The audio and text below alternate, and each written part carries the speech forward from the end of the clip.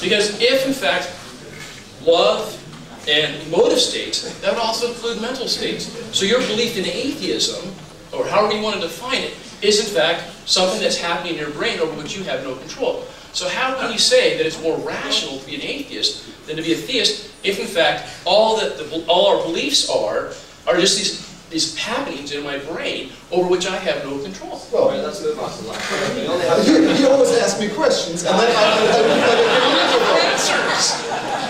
We only have time for audience questions and one response each, so we have time for one more question. I think I'm going to go for Sir over here. I believe I've heard during the discussion today that we sort of all agree that the court system is a fairly valid method of deciding what's true and what's false. And usually in that system we use terms of reference of beyond all reasonable doubt as opposed to absolute proof, which seems to be something that your side is usually not acceptable.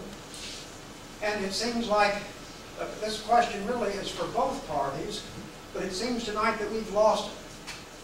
We are not talking about a lot of real hard evidence that seems to be present, such as just a few items, such as the Bible on the floor up here, which has been vetted by the best and brightest in humanity for the last 2,000 years almost, with a footnote by almost every word and every passage in that Bible in which there is the least bit of doubt by anyone on either side. What's your question, sir? And, well, my question is why all of this evidence is not being done there.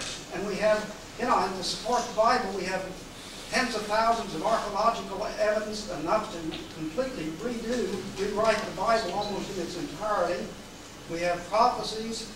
How about the Book of Mormon? 300 prophecies. That's that, Dr. Erwig. Okay, so my question is partly talking about the real evidence that is available.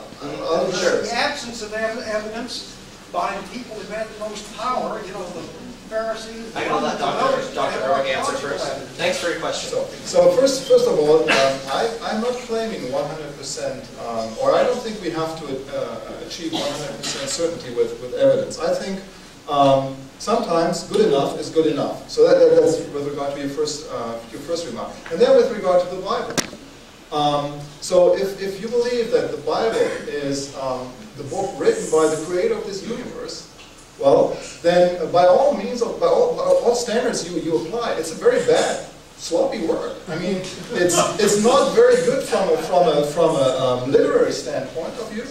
And the facts that are in there are also sloppy. I mean, we see claims like the bat is a bird, that pi, the approximation for pi is lousy, it's 3. I mean, even the old Egyptians and Sumerians could do better. So if the Bible were the Word of God, and if you're talking about prophecies, right? I mean, the New Testament was written by people decades after Jesus' death. I mean, how surprising is it that they write up accounts that fit what they wanted to come out of this. So if it were really prophetic, I mean, then you would find something like, or here's a cure for cancer, or at the end of the 20th century, there will be a system of interconnected computers, and you will be calling it the internet. But you don't find any of this thing in the Bible. All you find is advice of how to keep slaves and how to mistreat women and children. And so I don't believe that this is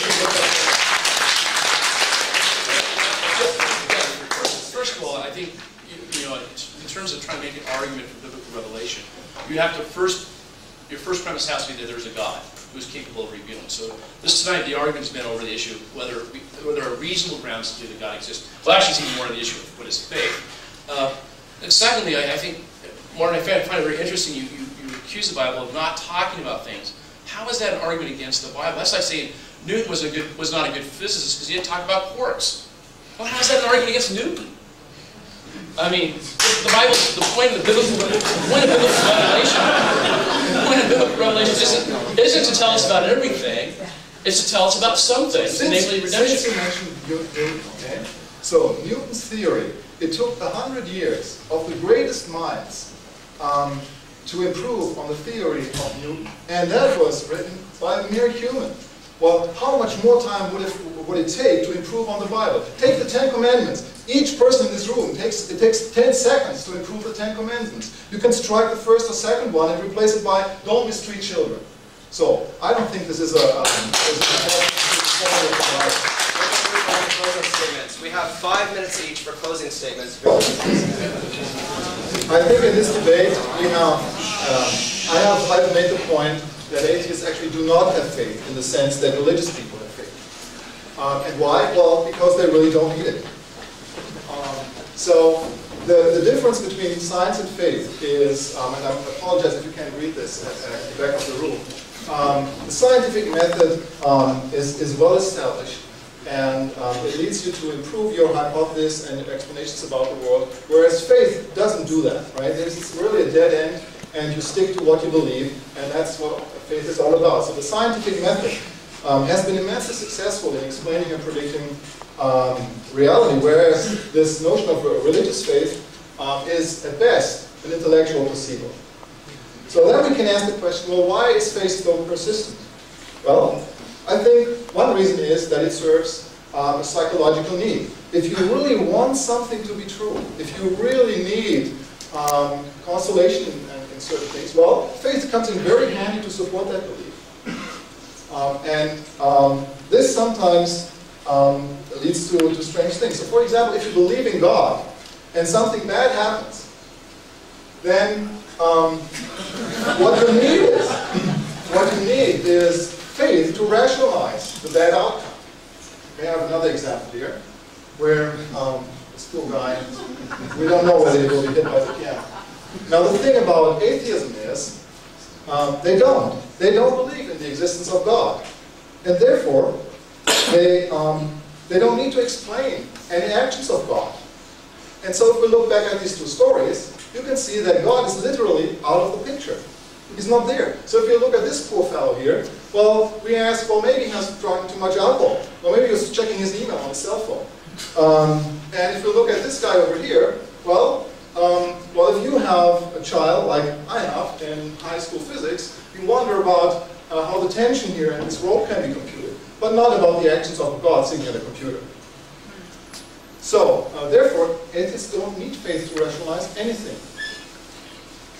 And so, this is the picture of how atheists, secularists, form beliefs. They observe, they have experiences, they form beliefs, and then based on those beliefs, they act, and they make predictions.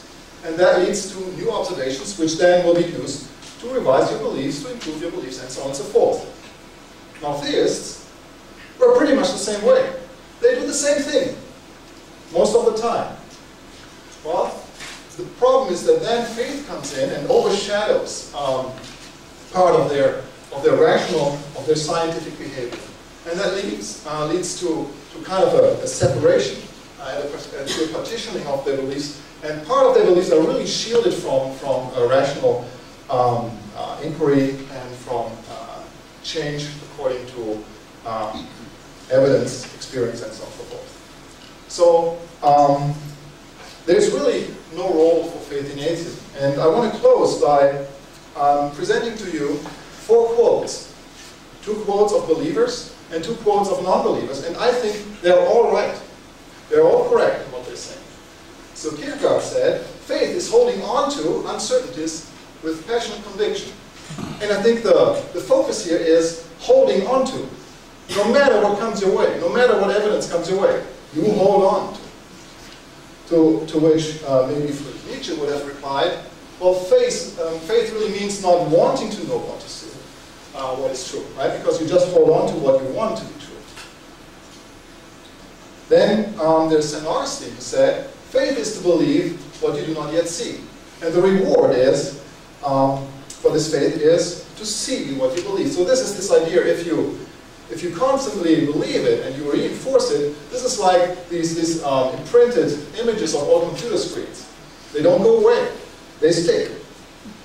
And to that, maybe Benjamin Franklin would have responded, the way to see by faith, this way, to see by faith, is to shut the eye of the reason.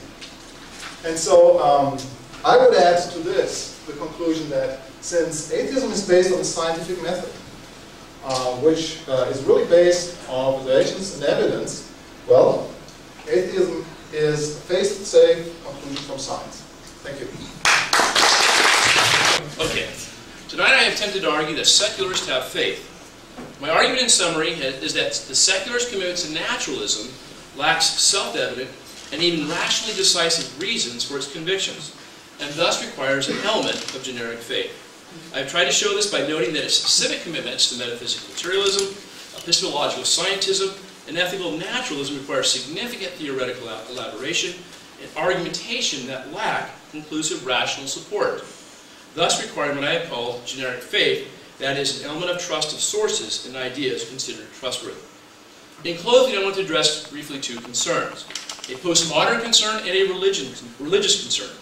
First, the postmodern concern, or more precisely, a concern that my account of universal faith and the lack of decisive and conclusive rational grounds may lend itself to a more postmodern perspective of truth and knowledge.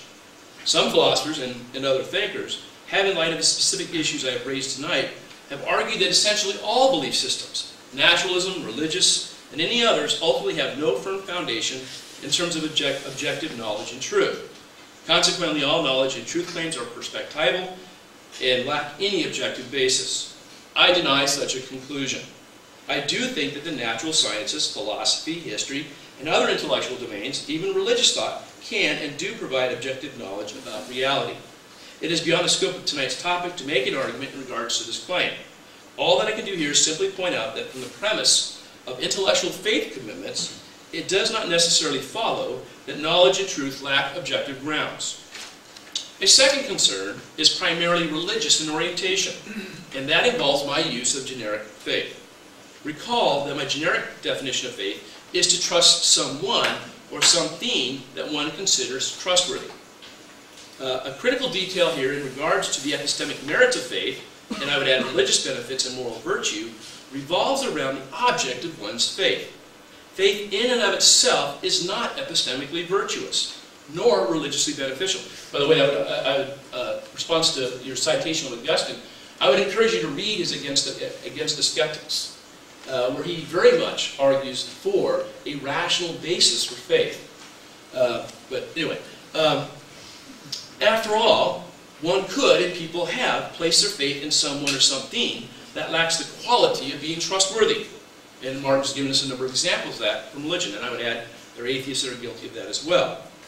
From a Christian theist perspective, what makes faith in Jesus Christ virtuous and of benefit is that Christians have reasons to believe that it's true and knowable, that Jesus is the divine Messiah, whose actions in space, time, and history are redemptively efficacious. Simply having faith is not sufficient. It is the trustworthiness of one's object of faith that is critical. And here's where I think faith, this is where the objective element of faith comes into play. In conclusion, I would ask you, the audience, to consider in terms of this debate, in my arguments and the ensuing interaction, and it's been spirited, has there been a demonstration that, in fact, atheists, and more broadly secularists, do in fact demonstrate an attitude of trust or faith in regards to their intellectual commitments to naturalism? If so, then the affirmative of the question, do atheists have faith, must be affirmed. Thank you.